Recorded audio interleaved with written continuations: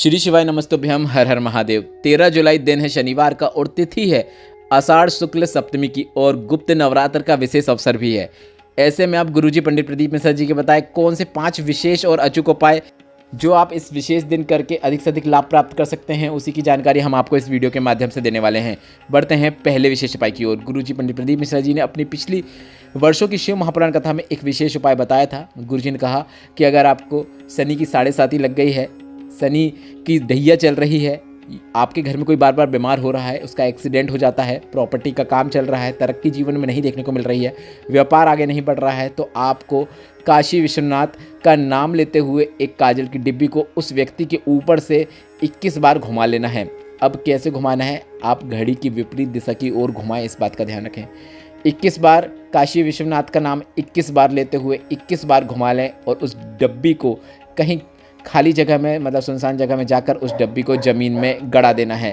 बस इतना ही करना है। शनि की क्रूर दृष्टि समाप्त हो जाती है, 7.5 ढैया समाप्त हो जाती है। यह उपाय आप अगर सिर्फ एक बार भी कर देंगे तो भी पर्याप्त है। उपाय आपको बार बार करने की भी आवश्यकता नहीं है। अब शनिवार का दिन है तो दूसरा उपाय शनिवार के प्रदोष काल से संबंधित है।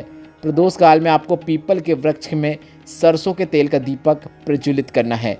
गुरुजी ने बताया कि अगर आप पीपल के वृक्ष के नीचे जाकर सरसों के तेल का दीपक शनिवार के दिन शाम के समय या सुबह कभी भी आप दीपक प्रज्वलित कर सकते हैं। ऐसा करते हैं तो आपको शनि भगवान कभी भी परेशान नहीं करते हैं। शनि आपको कभी भी परेशान नहीं करेंगे और आपके जीवन में अटके हुए कार्य पूर्ण होते हुए आपको नजर आएंगे। बढ़ते हैं तीसरे उपाय की ओर। गुरुजी ने अपनी पिछली शिव महापुराण कथाओं में एक विशेष उपाय की जानकारी दी थी कि अगर भोलेनाथ आपकी बात नहीं सुन रहे हैं तो आपको एक बेलपत्र को माता अशोक सुंदरी के स्थान पर अर्पित करना है। इसके बाद दूसरी बेलपत्र को आपको शिवलिंग के ऊपर अर्पित करना है और दोनों बेलपत्र को आपको इस प्रकार से शिवलिंग पर अर्पित करना है कि बेलपत्र की जो डंडी हो वह जलाधारी की ओर होना चाहिए। इसके बाद आपको शिवलिंग पे जल अर्पित करना शुरू करना है। जल अर्पित करते समय आपको इस बात का ध्यान देना है कि जल अर्पित शिवलिंग के ऊपर से करना है, पर एक बार जल की धार को आपको माता अशोक सुंदरी के स्थान तक भी ले जाना है और इसके बाद पूरा जल आपको शिवलिंग के ऊपर अर्पित कर देना है। ऐसा आपको 2 से 3 महीने तक करना है। यह उपाय आप रोज भी कर सकते हैं और इस शनिवार से करना शुरू कर सकते हैं।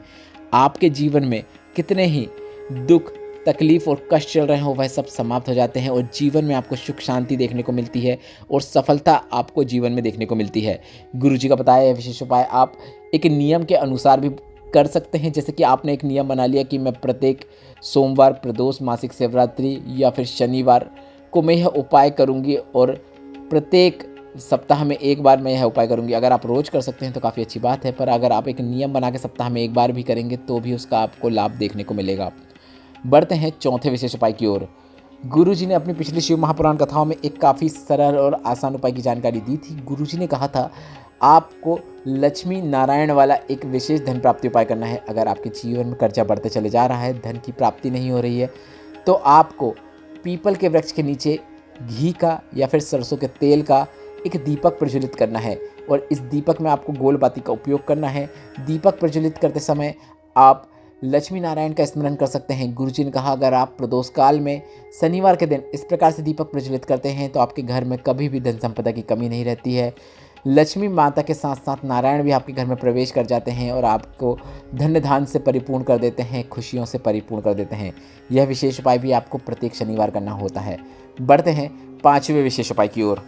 अभी हाल ही में पूर्ण हुई शिव महापुराण कथा में गुरुजी ने एक विशेष उपाय की जानकारी दी। गुरुजी ने कहा गर्भ में जो बच्चा है उसके हार्ट में छेद है या फिर धड़कन नहीं है, मानसिक रूप से विकलांग है, सोनोग्राफी के बाद डॉक्टर ने बच्चे को सही नहीं बताया है, तो आपको शंकर भगवान को जल अर्पित करना शुरू करना है। जल चढ़ाते समय आपको गणेश भगवान और कार्तिकेय भगवान के स्थान पर 5 से 7 बार अपने हाथों का स्पर्श भी करना है, मतलब धीरे धीरे दबाना है। पहले आप पूरे शिवलिंग में हर जगह जल अर्पित कर दीजिए और जल अर्पित करने के बाद आप गणेश भगवान और कार्तिकेय भगवान का स्थान जो शिवलिंग में होता है वहाँ पर अपने हाथों का स्पर्श करना है। आप वीडियो में देखकर समझ सकते हैं कि यह उपाय आपको किस प्रकार से करना है।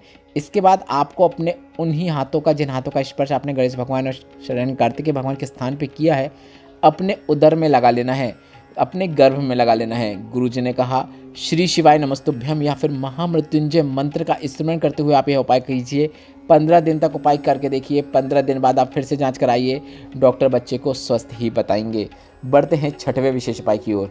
गुरुजी ने एक विशेष शीघ्र विवाह वाले उपाय की जानकारी दी थी। गुरुजी ने कहा कि माता अशोक सुंदरी के स्थान पर स्पर्श मात्र कर देने से आपकी मनोकामना किस प्रकार से पूरी हो जाती है। ऐसे बालक या बालिका जिनका विवाह नहीं हो रहा है, 33, 35, 40 वर्ष के हो गए हैं, अब रिश्ते आना ही बंद हो गए हैं, या फिर बात बनते बनते बिगड़ जाती है और कोई मंगल बोल रहा है, कोई कुछ बोल रहा है, तो आपको उस लड़का या लड़की से शिवलिंग पे जल अर्पित करवाना शुरू करवाना है।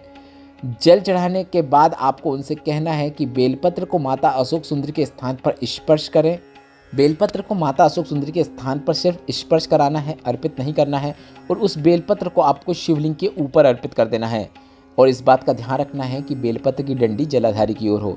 इसके बाद माता अशोक सुंदरी के स्थान पर आपको स्पर्श करते हुए श्री शिवाय नमस्तुभ्यम बोलते हुए अपने मन की बात महादेव से बोल देना है, विनती कर लेना है। माता अशोक सुंदरी के स्थान पर आप धीरे धीरे अपने हाथों का स्पर्श कर सकते हैं। इसके बाद गुरुजी ने कहा आप यह उपाय एक नियम धारण करके देखिए। 3 से 4 महीने में आपका संबंध हो जाएगा और मंगल विवाह होता है। काफ़ी अच्छे रिश्ते की आपको प्राप्ति होती है। बढ़ते हैं 7वें और एक विशेष उपाय की ओर, जो कि गुप्त नवरात्र या फिर नवरात्र में किया जाने वाला एक विशेष उपाय है। इस उपाय के अंतर्गत आपको 14 पुष्प की आवश्यकता होती है। 14 पुष्प में आपको 5 सफ़ेद पुष्प लेना है। कोई भी 5 सफ़ेद पुष्प ले सकते हैं जो भोलेनाथ को अर्पित किए जाते हैं। और साथ ही आपको 9 लाल पुष्प की आवश्यकता होगी। यह भी आप वे पुष्प ले सकते हैं जो भोलेनाथ को अर्पित किए जा सकते हैं। आप गुलाब के फूलों का भी उपयोग कर सकते हैं।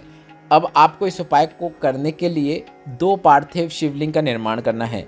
अगर आप 2 पार्थिव शिवलिंग का निर्माण नहीं कर सकते हैं तो गुरुजी ने यह भी कहा है कि यह उपाय आप अपने घर पे भी कर सकते हैं। सबसे पहले गुरुजी ने जो 2 पार्थिव शिवलिंग का निर्माण करने वाली विधि बताई है वह समझ लीजिए। आपको 2 पार्थिव शिवलिंग का निर्माण करना है। एक पार्थिव शिवलिंग का निर्माण आप माता पार्वती के निमित्त कर रहे हैं, तो आपने जो पार्थिव शिवलिंग का निर्माण माता पार्वती के निमित्त किया है उसमें आपको 9 लाल पुष्प अर्पित करना है। और इसके बाद अन्य जो दूसरी पार्थिव शिवलिंग है उसमें आपको 5 सफ़ेद पुष्प अर्पित करना है। और आप जैसे पूजन करना चाहते हैं वैसे पूजन कर सकते हैं। और इसके बाद आपको सभी सामग्री और पुष्प को भी विसर्जन कर देना है। इस प्रकार से आप यह उपाय कर सकते हैं। आपकी जो भी मनोकामना है वह निश्चित पूर्ण होती है। जब आप सभी पूजन अर्चन कर लेंगे तो आप एक बार श्री शिवाय नमस्तुभ्यम बोलते हुए, नमः शिवाय बोलते हुए, ओम नमः शिवाय बोलते हुए महादेव से, माता पार्वती से अपनी कामना कर सकते हैं। गुरुजी ने कहा अगली नवरात्र आने से पहले आपको वह कामना पूर्ण होती हुई नजर आएगी। इस उपाय को करने का यह एक तरीका था। दूसरा तरीका गुरुजी ने ही बताया जो कि इस प्रकार है। गुरुजी ने कहा आप एक पार्थिव शिवलिंग का निर्माण कर लें और एक गोल लिंग नुमा आकृति बना लें जो कि आप पार्वती माता के निमित्त बना रहे हैं। और एक में आप 5 सफ़ेद पुष्प शिवलिंग पर अर्पित करें और गोल लिंग नुमा आकृति में आप 9 लाल पुष्प अर्पित करें। इस प्रकार से भी आप यह उपाय कर सकते हैं। और एक और तरीका गुरुजी ने कहा है कि आप यह उपाय अपने घर के ही शिवलिंग में कर सकते हैं। तो घर पे जो शिवलिंग है उस पर आप यह उपाय कैसे करेंगे, आप जो 5 सफ़ेद पुष्प रहेंगे वह एक एक करके शिवलिंग के ऊपर अर्पित करते जाएं। 5 पुष्प शिवलिंग के ऊपर घर के जो शिवलिंग है उस पर अर्पित करें। इसके बाद शिवलिंग में ही जो जलाधारी होती है, शिवलिंग का जो कटीय भाग होता है, माता पार्वती के जो हस्तकमल होते हैं, वहाँ पे आपको लाल पुष्पों को अर्पित करना है। पुष्प आप अर्पित कीजिए, वह अगर अर्पित करने के बाद नीचे भी गिर जाता है क्योंकि घर की शिवलिंग छोटी होती है तो कोई दिक्कत की बात नहीं है। बस आप माता पार्वती का नाम स्मरण करते हुए वह 9 पुष्पों को 9 बार माता पार्वती का नाम लेते हुए शिवलिंग के कटी भाग पर अर्पित कीजिए। इसी प्रकार से आप शिवलिंग के ऊपर जो सफ़ेद पुष्प अर्पित करेंगे वह भी आप ओम नमः शिवाय या फिर नमः शिवाय बोलते हुए अर्पित कीजिए। बस इतना ही करना होता है। इसके बाद आप श्री शिवाय नमस्तुभ्यम बोलते हुए अपनी कामना कीजिए। पुष्पों को आप बाद में निर्वाल में डाल सकते हैं जिसका बाद में आप विसर्जन कर सकते हैं। और यह उपाय करके आप अपनी जो भी कामना है वह शीघ्र पूरी कर सकते हैं। अगर आपको वीडियो थोड़ा सा भी उपयोगी लगा हो तो इस वीडियो को लाइक करके कमेंट बॉक्स में हर हर महादेव अवश्य टाइप कीजिएगा। श्री शिवाय नमस्तुभ्यम। हर हर महादेव।